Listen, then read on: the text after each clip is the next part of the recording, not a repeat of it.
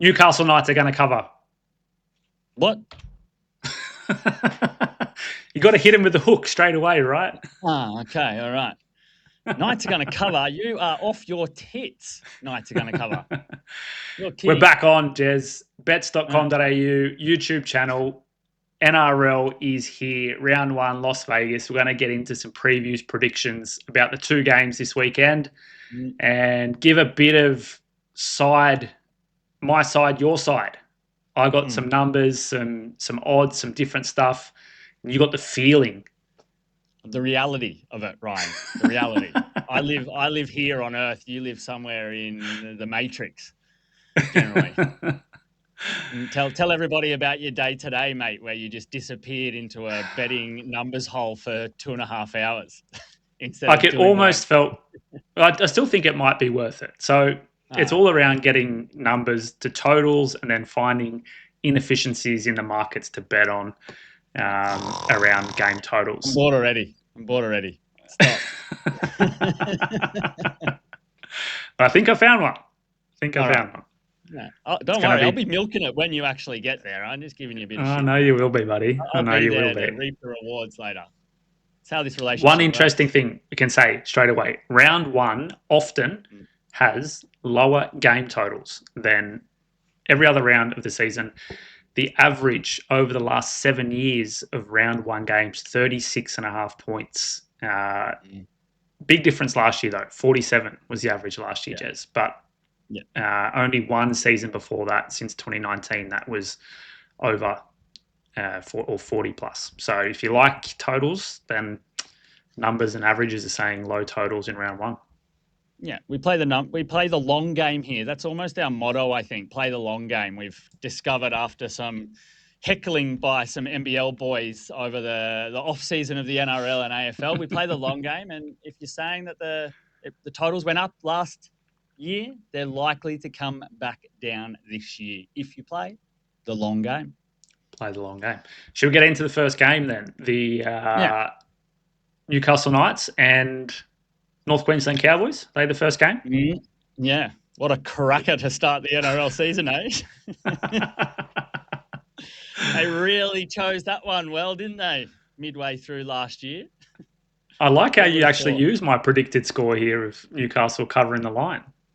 Huh? Yeah, I put it in. I put you in. We work your numbers. We believe in the numbers often or not, but sometimes, as you can see, I've gone against your numbers and followed the bookies actually in this one and picked the favourite.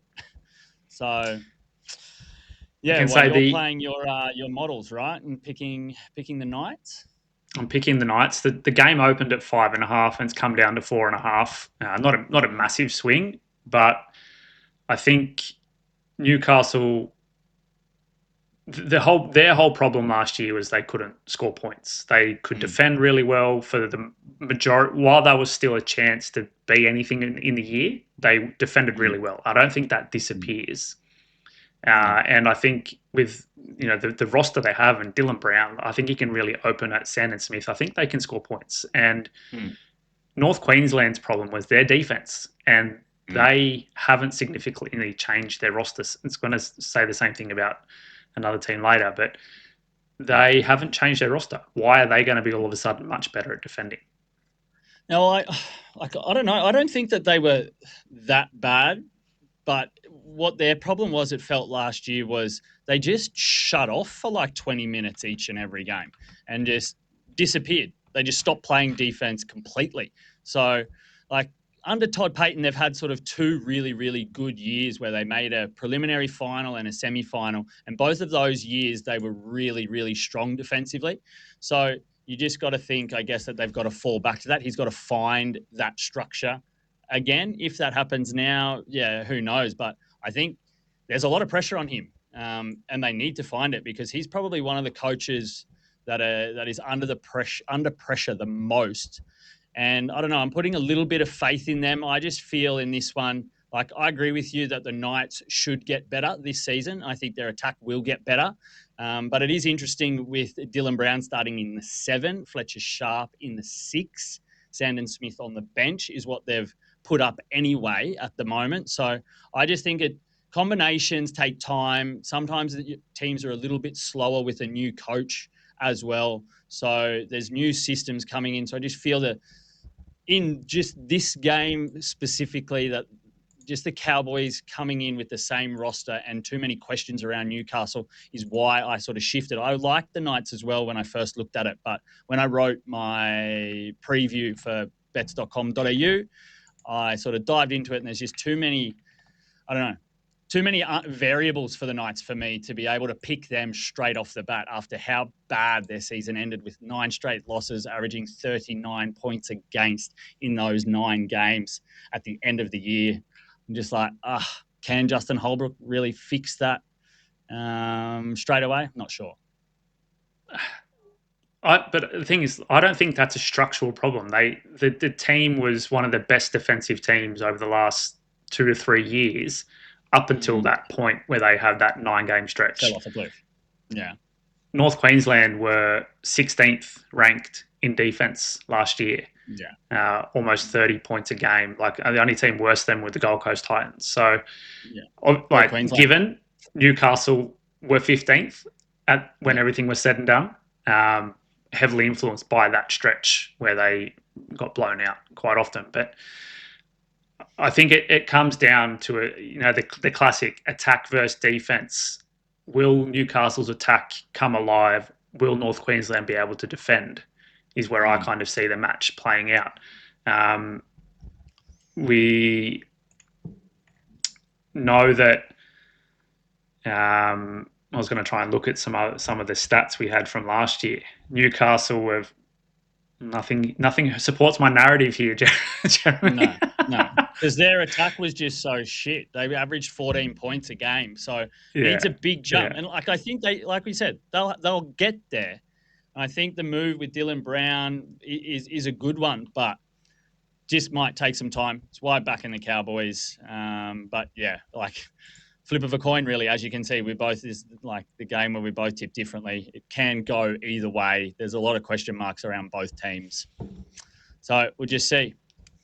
My model has this one as a tier 1 pick. It actually has the spread the other way around. I don't know if the model's broken or if we're finding some really good edge here. We'll know in about a week's time. Time will tell. Any good try scorer picks for this game? Yeah, my boy, is it Peugeot, what was it? Spat out pedo, I think, even as well, but we probably shouldn't get into that. So if you're watching this and you haven't seen any of our previous videos, either on bets.com.au or ahead of the game, Jez is a master at pronouncing names of athletes. Even when he watch a video and listen to it and then completely bugger it up. I don't have it. I don't have it. The problem being multilingual, I think. I blame it on that, on my multilingualness. Jackson Purdue. Read in both Peugeot. Purdue. All right. Yeah, 100%. He's there's some pretty crazy stats out there for him when he is named in at centre. 14 tries in 16 games. Has scored, I believe it was, in 13 of those 16 games when he plays in the centres. So that's a red hot tip. He was one of the leading the try scoring there for a while, I think, last season. And then they started playing him in the halves, and he just disappeared off the planet. They say he's the future of the halves combination in North Queensland, but mate, when you're scoring almost a try a game in the centres, I wouldn't be moving him too fast. No. Good pick there. The total opened at 40.5. It's now up to 42.5. So it was going in the right direction. We're going to try and get out some stuff early in the week when lines open, and then now we've got some good modelling going on of different opening and closing lines. But this moved exactly in the right direction. We had the over picked at about a 70% confidence rate at 40.5, and now it's 42.5. So we're on the right track there. I think 42, I'd be a little bit more cautious to bet the over at 42.5 than 40.5, but it's still in the right direction. The two stats, Jez, that were stepping out, I was looking while you were talking about why the model really was like in Newcastle. It's the difference in completed sets, Newcastle and North Queensland, and run meters. So two things that were affecting the outcome there. Anything else to pick up on this game between these two teams? I don't think so. I think just the interesting thing is Reid Mahoney and how he's going to go up in North Queensland. Mahoney, did I say that right? No. Mahoney. Mahoney. Well, I mean, I don't know. I've never heard him say it. It could be Mahoney. Yeah, Mahoney. Wasn't it reads the dude Mahoney from for me? What's the police academy? The old movies, wasn't he Mahoney, the main guy there? Yeah, I don't know. Maybe. Yeah, maybe. But anyway, all right. Interesting to see how he goes and how much the Cowboys actually miss Reece Robson. You lose a New South Wales hooker there. Can Mahoney, Marnie get the job done? Be good to watch. And if you guys want to put a heap of names in the comments, and we can just create a separate video for Jez just to pronounce. Maybe put him up against Blocker Roach this year. See, I love it. Let's do it head to head with Blocker on pronunciation. All right, let's move on. Game 2, the Bulldogs and the Dragons, both on the Bulldogs here, and here I think is another one. We spoke a lot offline about what do the Bulldogs need to do this year, and I've written this article. And my line of thought about the Bulldogs this season is they can no longer hide behind the rebuilding tag. They are well and truly in their premiership window, and they have to do something about it. Their attack is not where it should be. You agree? Yeah, 100%. It wasn't at the end of last year, but I think it was such a drama-filled year with Lachie Galvin moving there, and it went sideways. It went pear-shaped because they got worse when he arrived, and it felt like it just disrupted the chemistry and everything that was going on. And then you've got Connor Tracy ball playing quite a lot at the back end of the season as well, which started to spark their attack. And you've got Galvin sort of doing some good things, but then also making some very, very crucial mistakes. And just that link just didn't seem to work. So now they've had a full preseason. It's been pretty quiet out of the Bulldogs camp, really, since the last few years where they've been making lots of roster changes and things like that. So they're pretty settled to what they had at the end of last season to what they're bringing in this season, really. So you would expect that it's like now or never. Either the experiment is going to work or it's not going to work. So there's a lot of pressure on them to perform, I think, early. Otherwise, people are going to put a lot more pressure on them heading into the middle part of the season. So, yeah, I think I don't know if it'll work. You think so? Galvin does have the talent. It just didn't work there. So see what a full preseason does there with Cameron Ciraldo. A couple of numbers around this game. The Bulldogs opened at 5.5 point favourites. It's now at 7.5. And you're even paying a bit of juice on the 7.5. So it could even go out to 8.5 by kickoff. They've won 5 straight against the Dragons, and only once during that period have the Dragons scored 20 points. It's otherwise been kept. Their team total has been kept under 20. The other side of this, Jez, is the Dragons and their attack and defense. They're a weird side. They're in a rebuild. They have a lot of aging veterans like Gutherson and Damien Cook, but they have a little bit of young talent. Setutu on the wing was outstanding in the trials. He's my try scorer for this game, by the way. And there are a couple of guys in the middle. Josh Kerr coming back from the Dolphins. There are guys there that are good players, but they're not a standout team. And I think here is a problem of they don't have a lot of depth either. So if anyone gets injured in this team, they're in for a rough ride this season.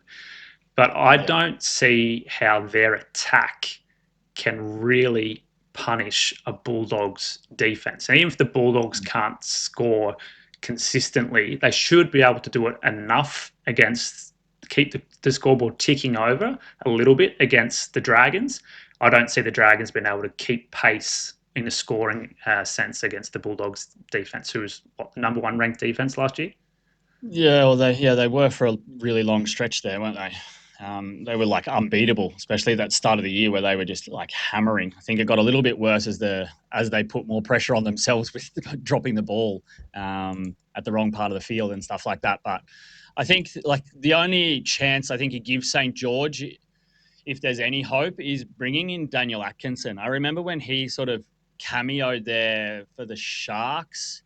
He was good. He did some really good things, and I think it's going to be he's one to watch throughout the season and to see how his influence can affect their attack. But like you said, there's not a lot of depth, and like the only depth they really have is at fullback with Gutho and Tyrell Sloan.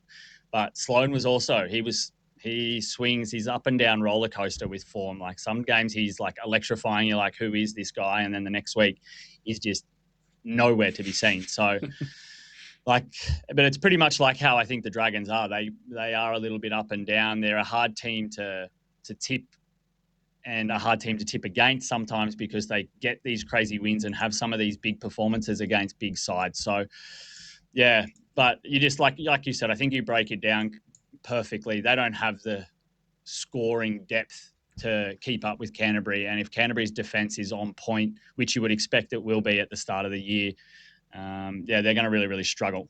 Did you pick overs or unders in this one? I'll get to that in a second, but you touched on a really important thing that I want to mention. I have picked it a little bit in the article as well, and it's the start of the year, how that affects teams. We already said that, round one often is low totals. That's defense coming to the forefront. Combinations maybe not entirely set. The Bulldogs won their first, I think, 5 or 6 games of the season last year. They allowed an average of 9.6 points per game. They kept 2 teams to nil. The only team that scored points on them was St. George. They scored 20. But one of the few games St. George scored 20 points. yeah, it's insane when you want to try and build this narrative, and the only team that scored on them were the Dragons. Yeah. But I think you can still take that value of how strong they were at the start of the season, and it's fresh bodies. It's you've worked all off season on your game plan, these structures, things stick a lot easier at the start of the season from a defensive standpoint than they do later on. So I think the Bulldogs defense will be extremely strong to start the year. A bit short of a narrower field in Las Vegas. We have seen it hasn't really affected try scoring there the last 2 years, but the Bulldogs haven't been there either in their defensive patterns. So I think this could definitely be a game where St. George struggle to score points. In terms of the total, or did you have any comment on that? No, not at all. In terms of the total, at 38.5, I would have went over. Now it's been bet up to 40.5. So the model and my opinion don't really match up here. The model has the fair line at 45 based on a raft. A lot of Canterbury's the last few games of the season last year, and St. George been able to score at least 20 points. You see on the screen here, it's 24 or 25 to 20, essentially a 24 to 20. So a fair line of around 44, 45. I think it's probably a little bit too high with the variable stuff you have at the start of the season to expect the Bulldogs to allow that large line. So it doesn't really match up. But if you want to just place, plain numbers and models, the over here is the way to go. And I would have went over. It was still 38.5. Yeah. Yeah. And the Saints team total is at 16.5. And it's also, I think, it's a tricky number to bet the under. I think it's a bit too tight. So then, if that's 16, then it's a 24 to 16 game. It's an 8-point spread. the spread's at 7.5. There are a bit of inefficiencies around those numbers if you want to kind of compare them and figure out where you think the numbers land. As I said, the try scorer set to 2. He was amazing in the preseason for the Dragons. I think you'll see a lot of ball and be on the end of some plays. You get him at a pretty good price, like over double money for all Dragons try scorers in this game, to be honest. So, but according to the books, if they're going to score 16 points, it's 3 tries. So you're going to have 3 shots at it. Man, they've got some good wingers though, don't they? Wasn't Tupolotu? Tupolotu? Yeah, Tupolotu. I told you. You got this. I got this. Tupolotu. Yeah, so, man, you could take either of them, couldn't you? Because he was on absolute fire before he got injured last year. Yeah. If they were doing anything, it was him and Gutho. Yeah. You could take both of them, and if only one scores, you still win. You still making money. So yeah, there you go. Play the long game, baby. Return on investment, right? Anything more about this game that you want to dig into? No, not really. I don't know. I think it's to be honest, pretty boring slate for Vegas, isn't it? It is. Unfortunately. And it's not going to get better. They got 2 years left after this? Yeah. They got the Tigers, the Dolphins left. Yeah. Are they giving everybody a shot? Is that the plan? Like anybody can go, or like? Well, I mean, they're trying to just 5 years, teams? 4 teams, it's 20 teams. So some teams are going to have to go back a second time. Yeah. They got a 5-year contract, so. Yeah, it should be a good spectacle again, at least. It should be. I'm going to have a look at some player performance stuff as well. We'll try and get this out on the site closer to kickoff. To see if we can find any good numbers on player performance. And looking ahead to the rest of round 1, Jez, are there any numbers that stick out to you or any plays? To be honest, I haven't had a big look at the slate and what any of the lines and stuff are at, but I don't know, just browsing through now. The Titans plus 9.5. Then the Titans are on fire from if you look at preseason results. So that's where we do our best at in the preseason. But they were red hot, getting 9.5 start against the Sharks. But the Sharks and their easy schedule again, going to be interesting to watch there. But I think I would be likely backing in the old Titans to cover the 9.5 there. Manly, we're red hot on Manly. Everyone's off Manly. Manly to beat the Raiders. They're actually favourites, Manly, by 1.5 against the minor premiers. Isn't that pretty insane? Yeah. Considering they lost Cherry and you're going up against the minor premiers. Yeah, it's interesting. I don't know. I'm just going to check here if my model has it at. The model also has Manly to win 4 points. So it's a pretty fair. I think it's Manly at Brookie is the big thing there. They were so much better at Brookvale than they were away. Like they're a completely different side, but they're a completely different side now without Cherry. But Jamal Fogarty's a pretty decent replacement, I think. Yeah. We also saw the line move a lot in the Penrith-Brisbane game because of the Cleary in and out. It was at 2.5, then I think it went to 8.5 when he was rumoured or when he got charged, and then now back down to 2.5 when he's going to play. So you can see that you can take that and say, okay, well, the market thinks that they think Cleary is worth a converted try, essentially, against a team like the Broncos. Yeah. Keep that in the back pocket for future games. Otherwise, not a lot of movement. The Storm have come in a little bit. Warriors and Roosters have been around that 4.5, 5.5 number. Sharks and Titans is really the only game that hasn't moved at all when I've been going through it over the last week. It's been at 9.5 from start to finish. Manly and Canberra's been up and down, 1.5, 2.5, and the Dolphins the same as well. But that means that probably the sharpest line on this round 1 slate is the Sharks and Titans game. if you want to play a bit of sharp versus square money. Yeah. Don't touch that game. It's No. no variance. Yeah. Isn't it interesting after all the off-season drama that the Storm play the Eels, isn't it? Like, Yeah. couldn't write it better. It would be good if they just got it sorted and he runs out. Yeah. You just say the winner of that game gets to keep Lomax. Has to keep, or the loser has to Yeah. have him. Yeah. The loser probably needs him. Yeah. All right. Let's go Vegas. Nice. Yeah. Looking forward to it. Do we have anything to finish this? We can't say ahead of the game. That was the old one. What do we say? Yeah. Good luck and bet responsibly. Yeah, gamble responsibly. And if you're going to do it well. Do it through bets.com.au. That's right. Bye-bye.